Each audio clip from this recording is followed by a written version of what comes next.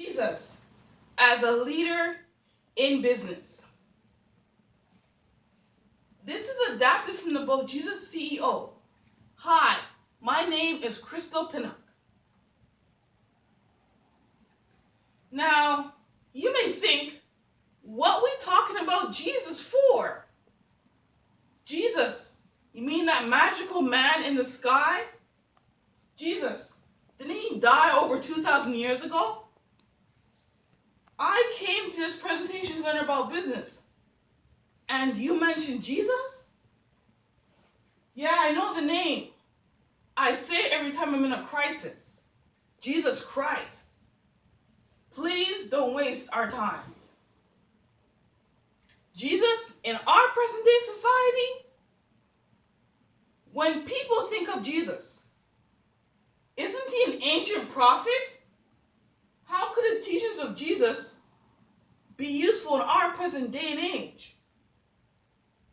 What could people learn from Jesus that is relevant today? Jesus CEO is an extraordinary book that uses biblical principles that are compatible for leaders in any industry. What I want to focus on is Jesus as a leader in business. Now, you may be thinking, Jesus, the business leader from the Bible days in our present day? Now, looking at this picture, Jesus from the Bible days to businessmen and women in our day. It's like day and night.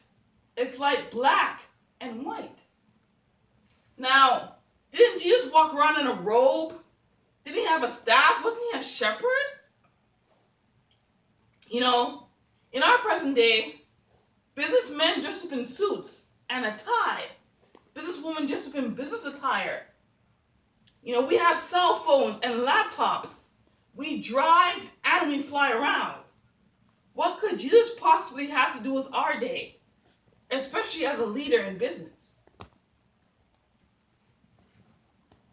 Let's look at first Jesus as a business leader in the Bible days. Jesus from the Bible days. Jesus, the humble shepherd. Good leadership is not about what will gain you popularity or win you an award.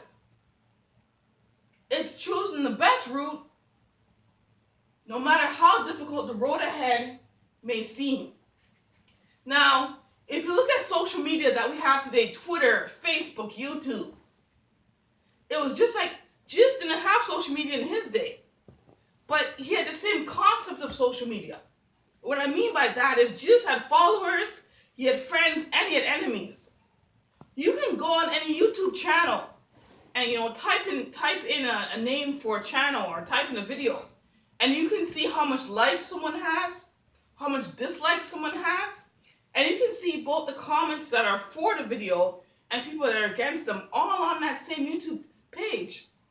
You have Twitter, you can see how many people view Twitter, you can see how much people are following someone on Twitter, on Facebook, you can see how much people like a certain celebrity page, and so forth. And Jesus had many followers and friends.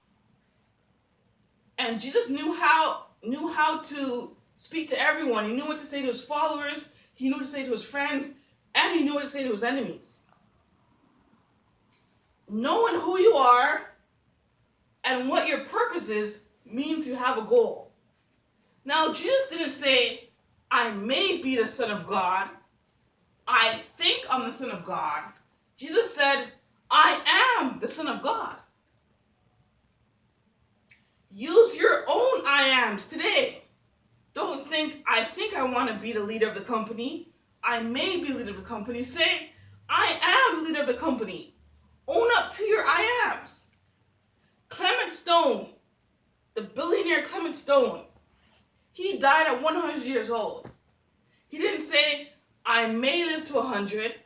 I might live to 100. He said, I'm going to live to 100 years old, and he did.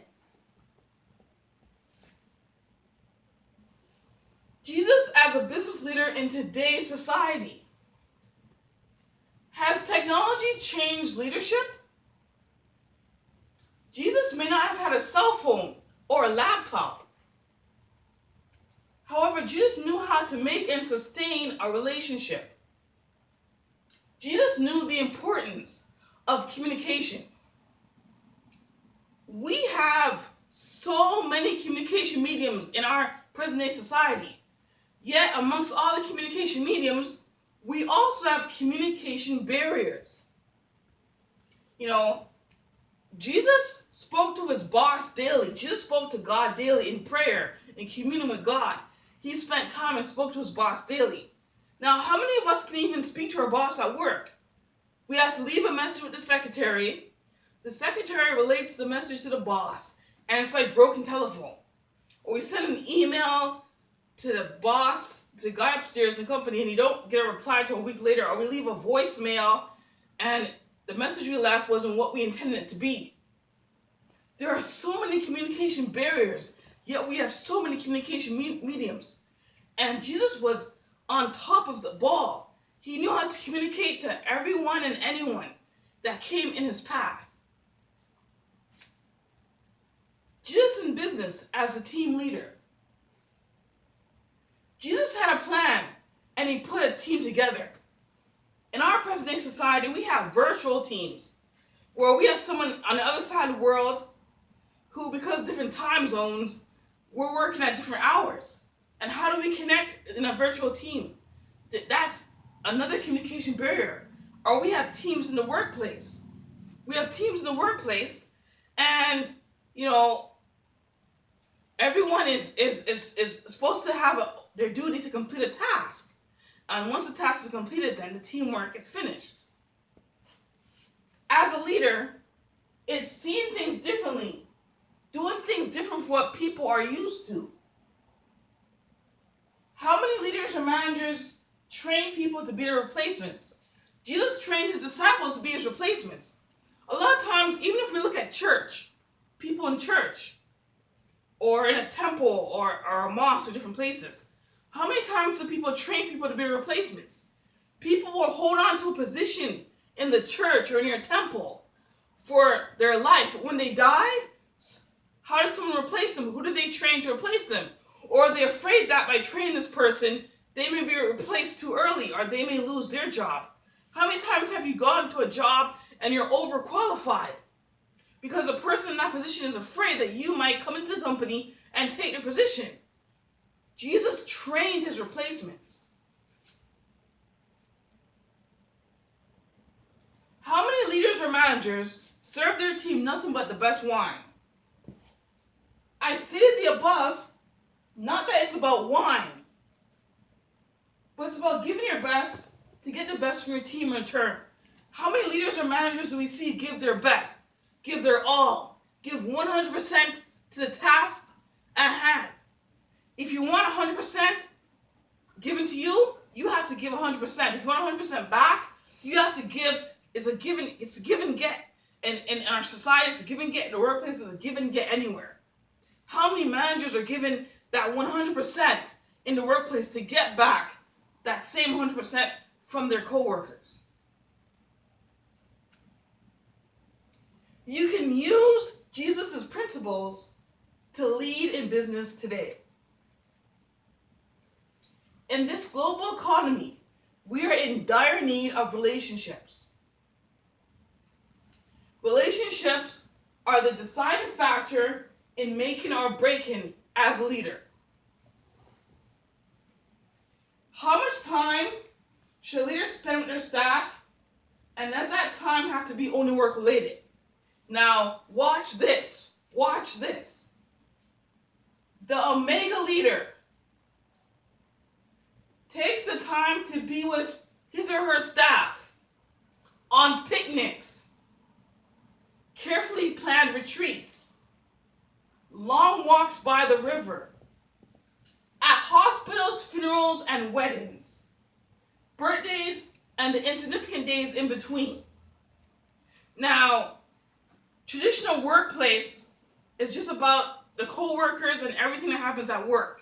But you have to be aware about what's going on in everyone else's life other than the workplace. Be at a co-worker's kid's birthday party. be at a co-worker's father's funeral. That's how you lead. And that's how Jesus was. That's how Jesus led. You know, be at a wedding. That's what Jesus did. That's how he led. Thank you.